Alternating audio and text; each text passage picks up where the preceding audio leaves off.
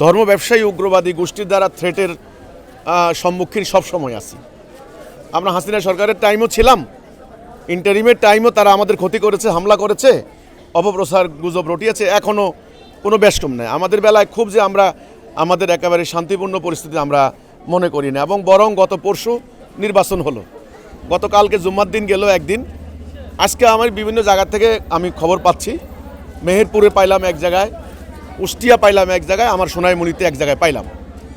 এখানে স্থানীয় পর্যায়ের কিছু বিএনপির পোলাপাইন, কিছু বিএনপির, এগুলো স্থানীয়, এদের কোনো আসলে ভিত্তি নাই, এরা কমিটিতেও নাই, এরা হুমকি দামকি দিচ্ছে, আমাদেরকে টাকা দিতে হবে, চাঁদা দিতে হবে, এই হয়েছে সেই হয়েছে, তা না হলে তোদেরকে হামলা করবো, বাড়িঘরে জ্বালাই দিব, এইগুলা। তো এই ধরনের থ্রেট, হুমকি, এ ধরনের কিছু কিছু আমার কানে আসছে। এগুলো হতে পারে লোকাল কোনো সংকটের কারণও হতে পারে। তো এই ব্যাপারগুলি আমরা পর্যবেক্ষণ করছি। আমরা কিন্তু এখনও নিরাপদ বোধ মনে করছি না, নিরাপত্তা বোধ মনে করছি না। আমরাও নিজেরা অনেকটা শঙ্কিত, আসলে আমাদের সাথে কি আচরণ করা হয়। এটাই বাংলাদেশের জন্য বড় সমস্যা, বড় সংকট এখন বর্তমানে যেখানে দাঁড়িয়েছে। আমি যদি আপনাকে ট্রাস্ট করতে না পারি, আপনার কি আচরণ করেন আমার প্রতি, আমি যদি এই সন্দেহ দ্বিধার মধ্যে থাকি, এখানে দেখেন যারা মাইনরিটি আছে হিন্দু, তারাও কিন্তু প্রচণ্ড আতঙ্কে, টেনশনে আছে ওদের জন্য, ওদের উপরে কী করা হবে।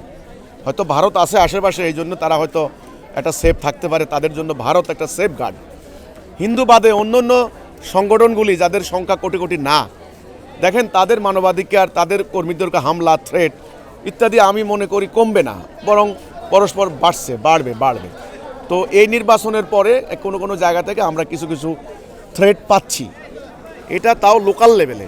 এখনও তো সরকার ফরম ঠিকমতো হয়নি, সরকার গঠন হয়নি।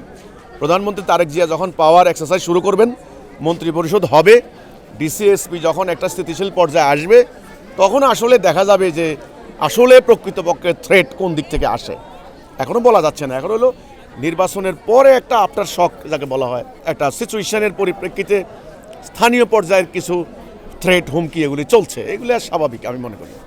এগুলি সারা জীবনে আছে, থাকবে। তবে মোটা দাগে যে নিরাপত্তা সংকট, সেটা আরও কিছুদিন পরে বোঝা যাবে, এখনও কিন্তু ক্লিয়ার না।